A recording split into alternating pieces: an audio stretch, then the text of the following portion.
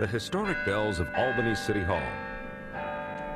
Welcome to Albany Street, a public affairs presentation of Albany Broadcasting. Sunday morning, I'm Joe Condon. Welcome to Albany Street, and we are delighted to have back with us this morning Melissa Bramble, who is the Director of Operations for the National Kateri Tekakwitha Shrine and Historic Site on Route 5 in Fonda, overlooking the beautiful Mohawk River. Melissa Bramble, so nice to have you back. It's so wonderful to be here again. Thank you, Joe. Now, I got to ask you a question. Yeah. We were talking about this before going on this air this morning. When I was growing up in this diocese, the diocese had Camp Tekakwitha on Lake Luzerne, and that's the way I was taught to pronounce it. But some other people say that there's another pronunciation. So the Mohawk pronunciation of her name is Gadli de Gadwitha. Mohawk phonetics are slightly different from English. So we say Gadli, although sort of the closest English version is Kateri, which is actually the name she took on baptism after St. Catherine of Siena. It's the Mohawk form of Catherine. And then the name she was given by her community, de Gadwitha, we usually say Tekakwitha, sort of an English equivalent, means she who bumps into things, which was because of her impaired vision. And how would you officially pronounce it at the shrine? So usually, like when I answer the phone, Okay. I say, thank you for calling the St. Kateri Shrine. Because if we say Gadli, most people don't know exactly what we mean. So within the Mohawk community, it's Gadli, but we usually say Kateri. So the way I learned it at Camp Tekakwitha is socially acceptable. Yes. Well, look, I usually tell people when they ask me to, St. Kateri was very well known for her humility and her good humor, so I am sure she would not take offense with however you're comfortable pronouncing her name. Okay, first of all, since we're talking about Kateri Tekakwitha, why don't you give us something? You started to give a little background on Kateri Tekakwitha, the Lily of the Mohawks. Lily of the Mohawks. Yeah, she really was a remarkable person. She was born in 1656 on the south side of the Mohawk River, near where Orisville is today. And she was the daughter of a Mohawk chief and an Algonquin Catholic woman. And when she was 4 years old, the village that she lived in, Caughnawaga, had a terrible outbreak of smallpox that ended up killing both of her parents and her younger brother. And it left her permanently facially scarred. It left her permanently partially blinded. And she ended up being adopted by, her father's sister, and her husband. And he was also a Mohawk chief in the Turtle Club. So that would be an aunt and uncle. Yes, aunt and uncle, yes. She was taken in by her aunt and uncle, and was raised with traditional Mohawk beliefs in the village of Caughnawaga. But at the time, there were many Jesuit missionaries in the area, and as a result of a peace treaty with the French, the Jesuit missionaries started coming into the village of Caughnawaga, speaking to the inhabitants. They they built a small chapel there. And so Kateri had always been interested in Catholicism. She actually showed a devotion to Jesus from a very young age, from adolescence. She started to reject the pressures to marry that were common in traditional Mohawk village at the time, and said from the time she was like 12 or 13 years old that she could have no spouse but Jesus, that she had committed herself to Jesus. So she started taking religious instruction from the Jesuit missionaries when she was in her late teens, like around 18. What brought the Jesuit missionaries to the Mohawk Valley? It was part of the whole influx of colonial traffic from England, from France, from the Netherlands. We actually have a museum on site that sort of traces the history of our site from sort of Neolithic times through the contact era, and you can see sort of some of the artifacts that were left by the interaction of the native cultures that were here in the Mohawk Valley and the influx of Europeans from England and France and the Netherlands. Well, I kind of interrupt you a little bit Sure. because I just wanted to know how the Jesuits got there, and you said that she began to take their instruction. Mm-hmm. That's where we left off. Right. Yes. So yeah, the French, French and British and Dutch, of course, were active in the Mohawk Valley at that time as part of the colonial expansion, and so. Excuse me. So she started taking instruction from French Jesuits, and she was actually baptized on what is now our site with water from the spring that's still on our grounds. Like, you can still visit the spring that provided the water that was used for her baptism, and that's considered holy water by the Catholic Church. So yeah, she spent most of her life on our grounds. She was baptized there.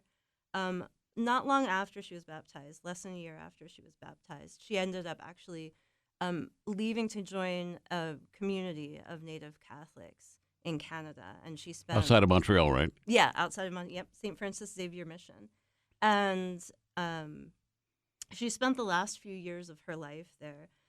Sadly, because of her poor health, the long-term effects of the smallpox, combined with a lot of the penances that she was very devoutly engaged in, she had very poor health, and she ended up dying at the age of 23 or 24 up in Canada.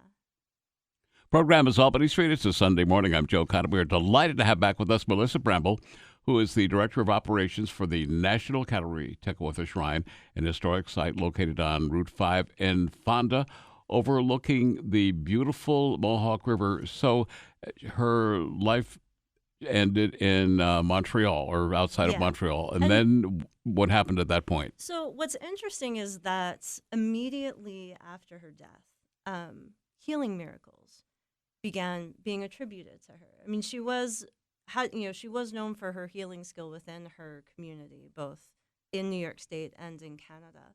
But immediately after her death, she began appearing to some of her priests she had taken instruction from, and some of her friends that she had. So they were having visions? They were having visions, yep. And she also began interceding on behalf of the sick.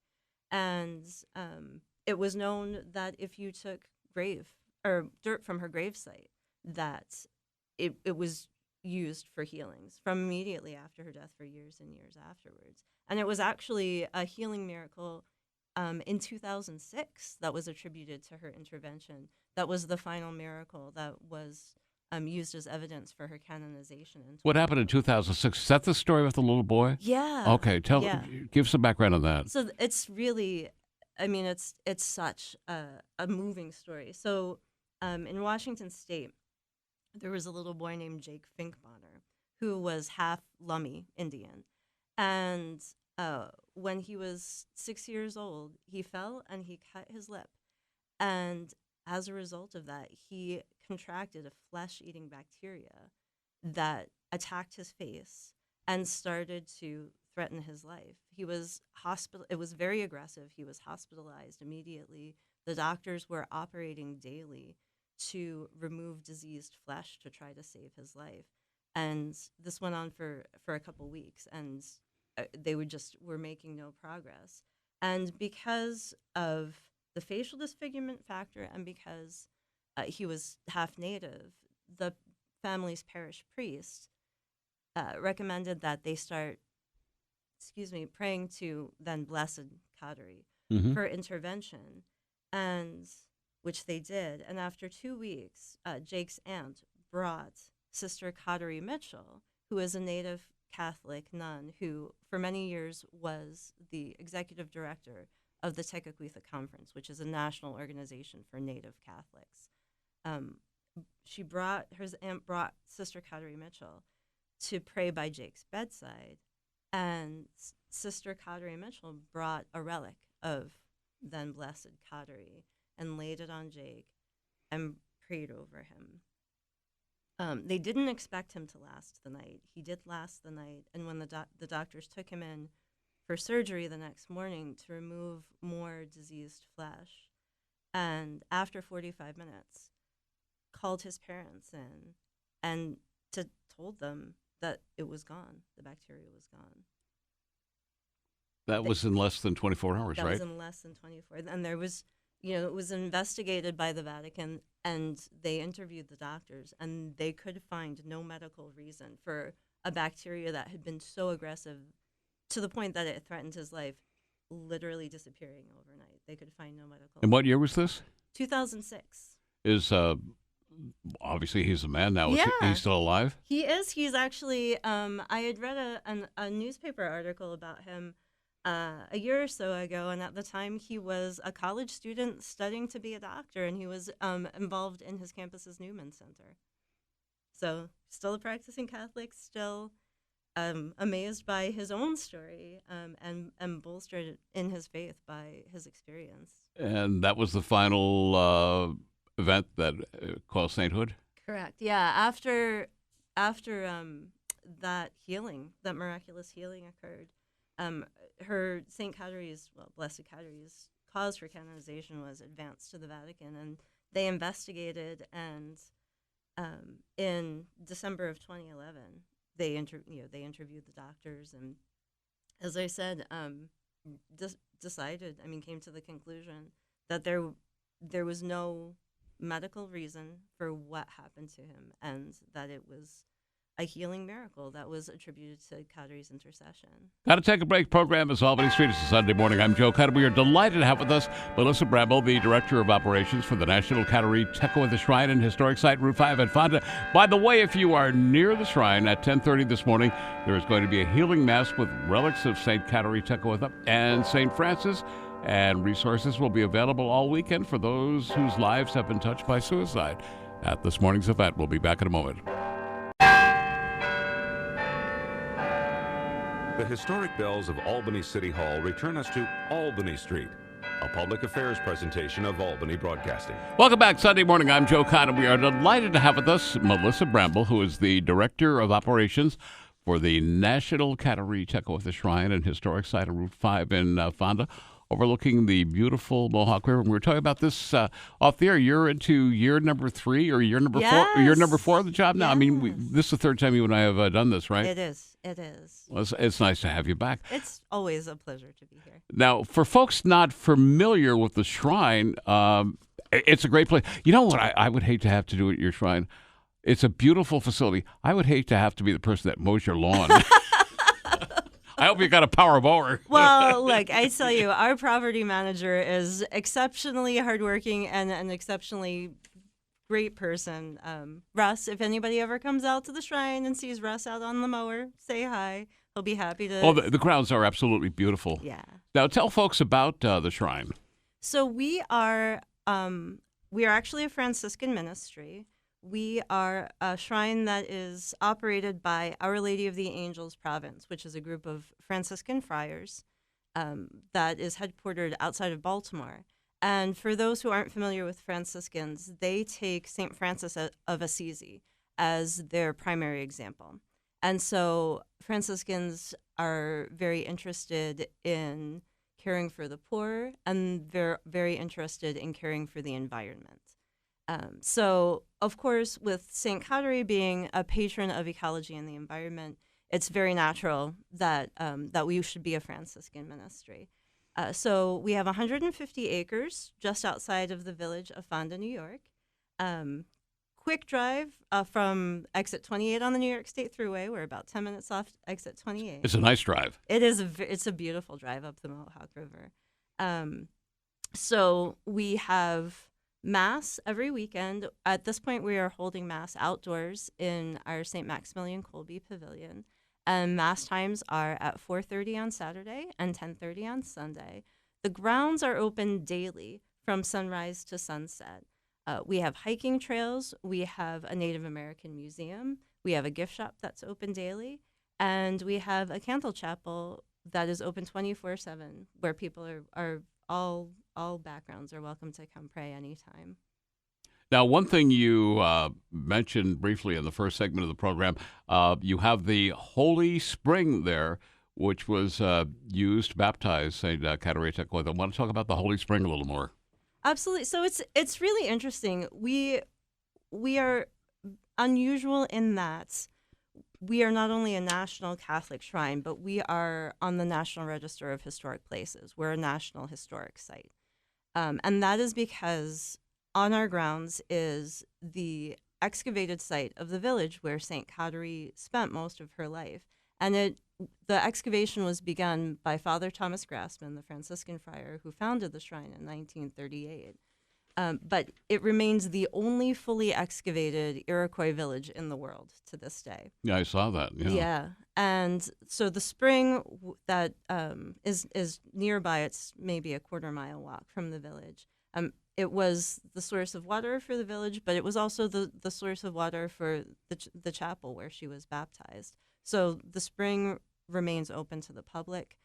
People are welcome to come visit the spring. People are welcome to come take water from the spring in moderation. But often, I mean, people often do take water from the spring and then come back to tell us about healings that have occurred using water from the spring. What I think is very fascinating, not only does the Kateri Tekakwitha Shrine honor Kateri Tekakwitha, but also the Orisville Shrine does, and the Iroquois Indian Museum at House Cave in the Mohawk Valley both have exhibits honoring Kateri Tekakwitha. That's got to be kind of cool. It's lovely. I mean, it's you lovely three guys work together. It's lovely to see her so celebrated. Yes, and we actually, my staff and I and one of our advisory council members actually took a visit out to the Iroquois Museum this past month and spoke with Steph Schultz. Stephanie Schultz, she's great. She's fantastic. We spoke with Steph and with... She's another person that comes back every year. I can see why. She is a wonderful person to talk to and so knowledgeable. But yeah, we actually went out and we spoke with Steph and with Colette Lemon, who's their curator of exhibitions. One of the things that we have in the works, so as I mentioned, we've got a Native American museum on site. And this year, we're celebrating the 10th anniversary of St. Kateri's canonization on October 21st. And so part of what we're doing to celebrate that is we're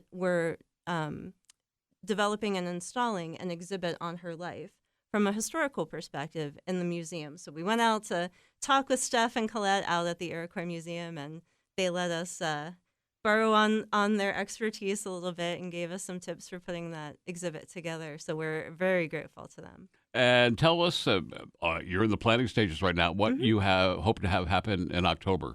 So yes, October 21st will be the 10th anniversary of St. Kateri's canonization. So one of the things that's really interesting about her is that she's fascinating, even just as a historical figure, not just as a religious figure, but as a historical figure.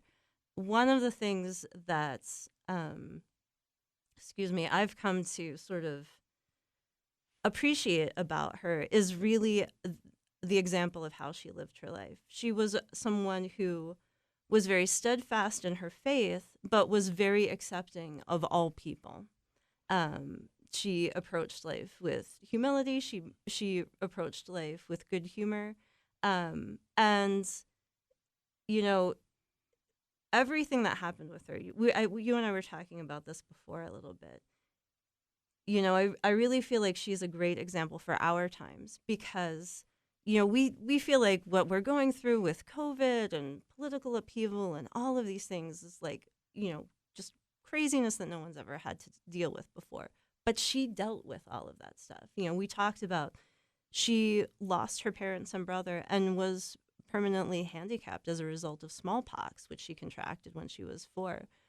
The village that she lived in had to move 4 times because of French raids and Lenape raids. So it was constant political upheaval, constant uncertainty. And through all of that, she just kept turning to her faith and everything that she was dealing with, whether it was political violence or the after effects of a catastrophic virus, it just enhanced her spirituality. And I really feel like that's something that anyone can take away from an examination of her life. And that's one of the things that we would like to celebrate in this exhibit about her. Now, you mentioned political upheaval, and since you brought it up, I was going to ask you about this later on, but we'll ask her right now. Sure. Because of the Roe versus Wade controversy, Catholic facilities around the country are sort of being threatened right now. have New York City police have put extra security around Catholic churches down there. Do you have extra security right now at the Kateri Tekakwitha Shrine?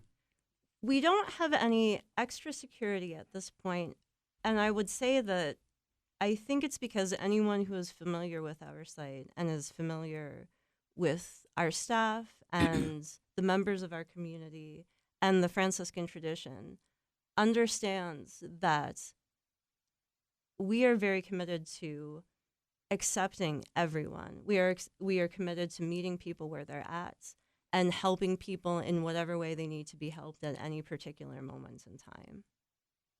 Okay, so you're not worried. I mean, you never like to say we're not worried, but we are. I would say that we're placing our faith in the fact that people who are aware of our character know that we don't make sense as a target.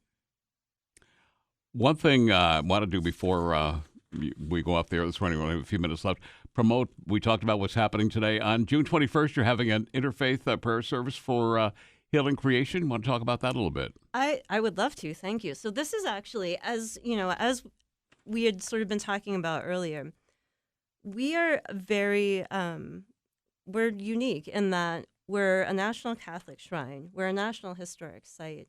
And we're also a site of, Native or Mohawk cultural significance.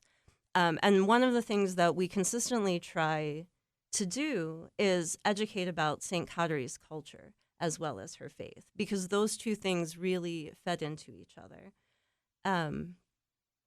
So we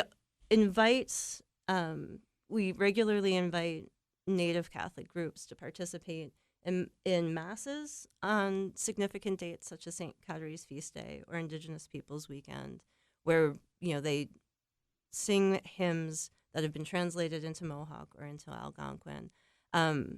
This particular event that you mentioned, this is actually the first time that we're participating in this interfaith prayer service for healing creation. But this is an event that was originated by Arvil Looking Horse, who's a Lakota chief.